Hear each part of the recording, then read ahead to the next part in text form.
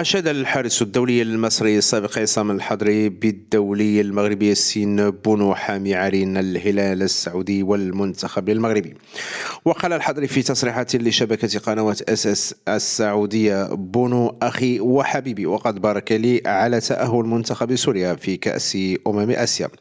تربطنا صداقة قوية ونحن دائما على تواصل.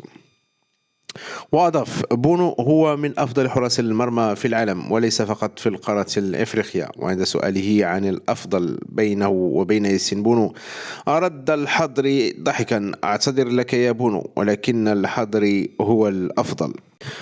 ومن جهة أخرى، فقد وجه النجم المغربي سفيان رحيمي رسالة مباشرة إلى المدرب وليد الركراكي بعدما قاد ناديه العين إلى ربع نهائي دوري أبطال آسيا لكرة القدم. فيما تابع النصر السعودي رحلته مع رولاندو في المسابقة القارية، ولعب النجم المغربي سفيان رحيمي دورا أساسيا في قيادة ناديه العين الإماراتي إلى ربع نهائي بطولة دوري أبطال آسيا لكرة القدم الأربعاء، بعدما سجل هدف الانتصار على خصمه نصف كارتشي في المواجهة التي انتهت 2-1 لصالح العين الإماراتي ضمن منافسات إياب دور 16 في المسابقة القارية. تألق رحيمي مع ناديه العين الإماراتي في الفترة الأخيرة سواء بالدوري المحلي أو دوري أبطال آسيا يعد رسالة مباشرة إلى المدرب وليد الركراكي الذي تجاهل المهاجم بعدما غاب عن التشكيلة الأساسية لمنتخب المغرب في بطولة كأس أفريقيا الأخيرة في ساحل العاج.